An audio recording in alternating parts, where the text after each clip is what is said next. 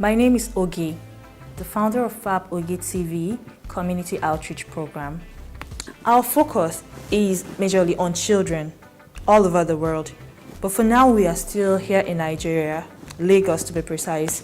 And what we do is we visit children in the less privileged societies in the rural areas of Lagos or in the slums of Lagos, and we take some food items and clothing, school items as well, stationaries and all to them to encourage them to be in school, to stay in school, to study. Was sometime middle of this year, I was at an eatery and I ran into a little child who was being shooed by the management of the restaurant. I guess he was there to beg for food, and they didn't want him there. They felt he was out of place, so they were showing him away. And he walked up to me and said, "Mama, I'm hungry." So I took him back to the eatery and I bought him the food, and he was scared. I said that for him, he felt out of place being there, but it's just food he wanted. He only asked for food. It's not like he wanted anything more. So I assured him that he could sit there and have the food.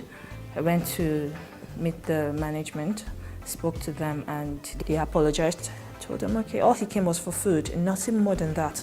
It wouldn't hurt for you able to give him just no matter how little. But anyways, I paid for the food, sat the boy. I saw how he was scared, and I assured him that nothing was going to happen to him while I was there, that he could have his meal there and buy his drink. Then I walked away. That was after they apologized. So after this encounter with this little boy, I figured that there are so many little children like him on the street. I think there are more percentage of less privileged children in our society than there are the rich people. So I decided, okay, in my own little way, what can I do to make the society better? And I decided to start this program, encourage every child that they deserve to live in good standards. I decided to shoot the programs just so I can expose some social ills, the standard of living of so many Nigerians, especially the children, which is my focus anyways. My focus is on the kids. So yeah, the child inspired this. I wish I got more of his information, but yes, he sort of took something in my heart that this could have been anybody. This could have been my little brothers. This could have been I'm a mother. I have children as well. And what would I have done if I had seen like a 7-year-old boy hungry on the street? Like, the only thing that my instincts told me was feed a child today. At least do something good for a child, even if you can't feed him forever.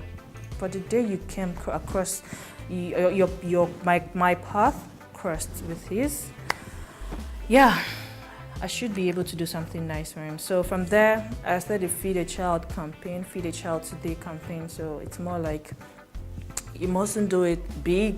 If you can't do it big, fine. But even if it's just one child every day on the streets, feed him. Do something nice for a child, be it clothing, be it foodstuffs, be it sending him back to school. I think it's the basic right of every child. It's unfortunate that there are kids on the street who don't go to school, who hawk for their parents and their guardians. And what we achieve by doing this is putting a smile on the face of the children in our society. It is said, train a child and build a nation. When you are kind to a child, it leaves an impression in him that the world is not filled with evil people, with mean people, with wicked people, but there are nice people who are willing to help. We give them hope. That's what we are about. Give them hope for a better future, that they could amount to something great, no matter where they are coming from. They could amount to something great in life. Give them future for a better tomorrow.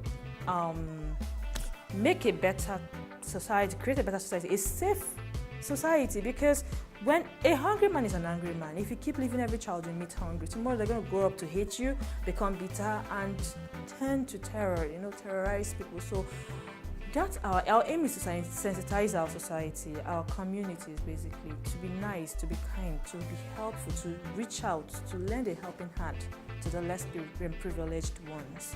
You don't have to become a billionaire to be able to help somebody. You don't need to be a millionaire. To just that food you have, if you have like extra, give somebody else. If you have extra food wasting, it doesn't, just share the little you have, and that's what our movement. That's what we hope to achieve by doing this, to encourage people to be nice. And if we go to communities where maybe they do not have lights, like the last time we were at a street at Isheri Bega, we were in a society, in a street where they've not even had electricity for 2 years. How do people survive? Some of them manage by using like fuel. They use the fuel, they run their generators. Like these people don't even earn that much, and they have to run electricity. Come on, generator to survive. We want to just expose some social ills as well as we do this. Shoot it, show you what we saw, where we went to. And if you are in position to help where we cannot, you are free. Do the little you can and make our society. The procedures to join our volunteer team is be willing to serve humanity. That's all. Basically, what I do is when people volunteer to work with me, I invite them over. We have like a meeting with everybody, and we get to talk, and I get to know if you're really willing to serve people, because charity works are not for, I don't think it's for everybody. I don't think it's everybody that would want to do this. Like, it means going to the slums. It means meeting children that are sick, dealing with people that can't help you tomorrow. So if you're someone that is going into it with big expectations, you may be a little bit disappointed, because it's more of service than just a big boss job. We all work. It's a work of dedication. So once I see the willingness in you to serve, that you are willing to go there and do something nice for somebody, that's enough. That's all the criteria for me. And I've been lucky. All my volunteers, my team, they are awesome. Literally everybody who works for me volunteered to do this, and when you see them out there, the effort, the energy they put in, it's amazing. Even they inspire me. My team, oh my goodness, they inspire me a lot to want to continue doing what even when I feel like, oh my God, I don't think I'm doing enough. They inspire me to, yes, we are doing it, we can do this, let's do this, and that's more of it. The spirit of oneness is very important for me. So if someone wants to come into the volunteer team, I make sure they really want to do this. I tell them from the onset, see, there's nothing much in it. There's nothing glamorous about this. When we are going to the slums, we go in there to face whatever we see and whoever we see. We are nice to everybody, and you have no cause to be grumpy no matter what happens. So that's basically, there's nothing much to press this. I own a little store. I'm a store owner, sell beers. I'm often there when I'm not doing my charity work, and I'm a full-time mom. I have 2 toddlers, so that's like another job on its own. So these are the few things. And sometimes I freelance as an actor for like 3 months this year. I was on Tinsel as Monica's nurse, so I do a whole lot of things. Just freelance, but yeah, most importantly, I'm a full-time mom. Just train a child, build a nation. We all know that when you train a child, you are literally building the nation.